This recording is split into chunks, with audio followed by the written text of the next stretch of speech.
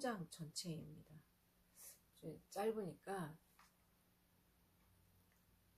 오늘 벌써 끝나.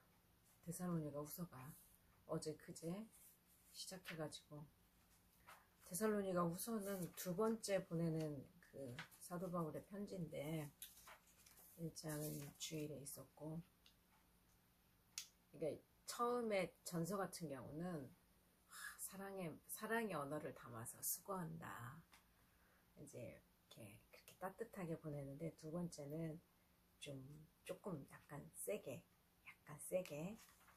좀 이제 신앙을 좀 깊이 있게 할 수 있게끔 버티고 견디고. 그런데 이제 뭐에 대해서 나오냐면 불법한 자, 적그리스도, 이렇게 불법의 비밀, 불법한 자, 이건 이제 사탄 쪽에 있는 그런 자들, 악한 자에 나타나면 사탄의 활동을 따라 모든 능력과 표적과 거짓 기적과 불의의 모든 속임으로 멸망하는 자들에게 있으리니, 이렇게 이제 이런 자들이 득세를 했나봐 그때.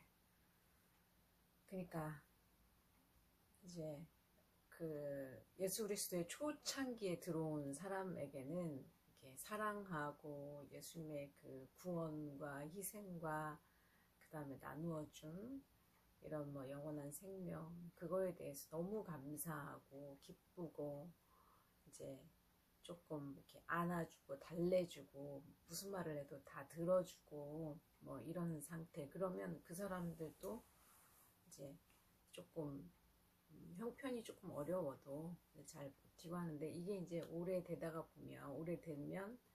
이제 뭐가 나오냐면, 그러다 보면 방해하는 이제 세력들이 계속 등장하기 시작하게 되면, 이게 뭐지?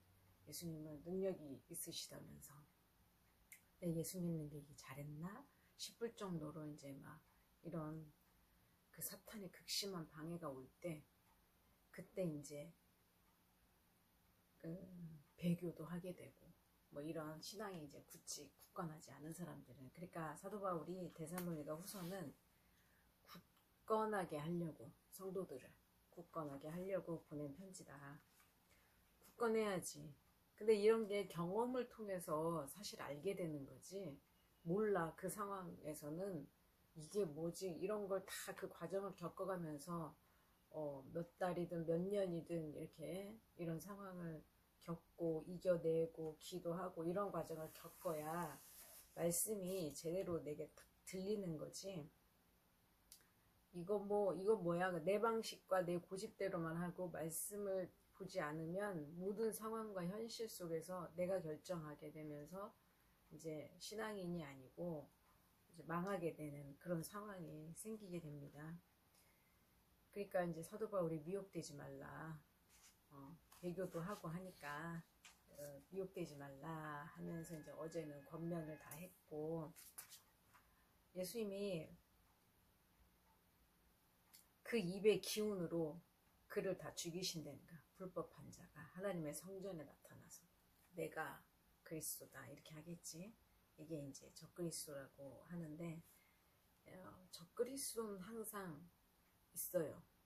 강단에서 자기가 제일인 것처럼 말하는 사람들이 있어요. 오늘 또 어떤 모 목사가 구속됐다고 하는 소식이 들려왔는데, 이겁니다. 하나님의 말씀을 성전에서 강단에서 선포하고, 또 성도들을 예수 그리스도를 향해서 또 사회에 또 가정에 성도 크리스찬답게 살 수 있게 만드는 게 목사의 성령님을 의지해서 이런 설교를 하고 이렇게 이끌어가야 되는 게 지도자지, 무슨 나가가지고 뭐 정치 뭐 또 다른 여러 가지 것들, 자기의 그 하고 싶은 일을, 세력을, 의도를 막 표방하고, 정치적인 의지지 누군가의 뭐 그런 거는 자기의 생각, 그래서 자기한테로 사람을 모으고 자기가 하고 싶은 뜻을 이루려고 하는, 그것도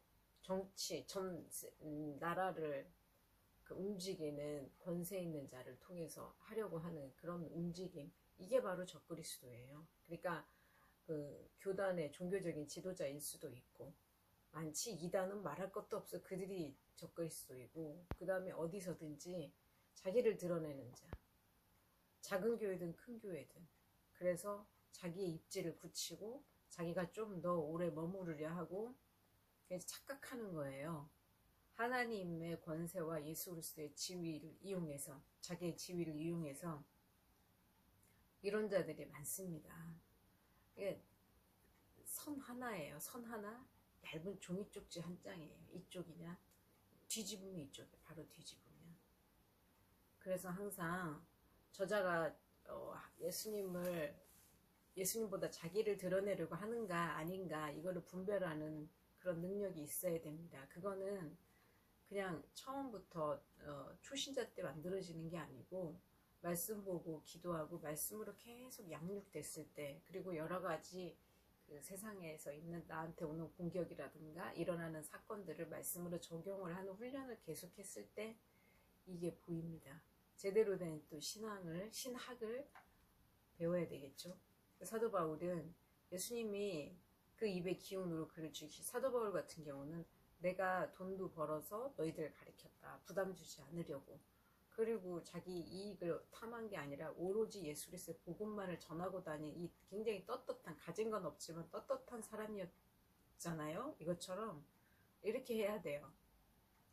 그래야 예수님만 증거하게 됩니다. 그리고 예수님께서 그 입의 기운으로 죽이신, 예수님께서 또 다 보상해 주세요. 그 일이, 그 사역이 끝나기까지.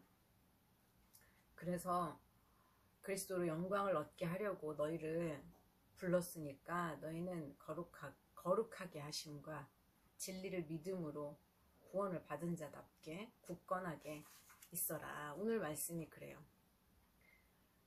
이제 끝으로 형제들아, 주는 믿부사 너희를 굳건하게 하시고 악한 자에게서 지키시리라.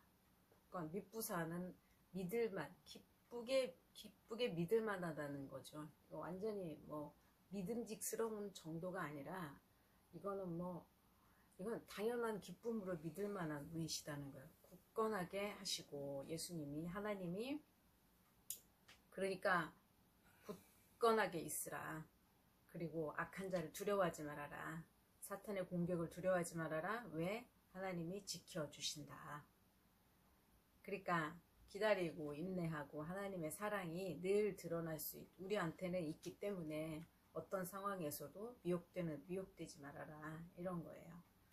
내가 선을 행하다가 낙심하지도 말아라, 이런 경우가 있었나 보지. 선을 행하다가 그냥 마음이 그냥 완전히 주저앉아가지고 공격이 들어오면 누군가 마음 지키기를 힘썼다고 하는데, 정말 마음 지키기가 좀 젊었을 때는 좀 괜찮아. 그것도 아니에요. 마음 지키기가 중요하다는 걸 알아야 병도 안 생기고 휘청휘청하지 않습니다. 마음을 못 지키면 사람이 이렇게 흥분하게 되고 이렇게 좀 요동하는 그런 일이 생겨서 분별력이 자꾸 떨어지고 좋지 않습니다.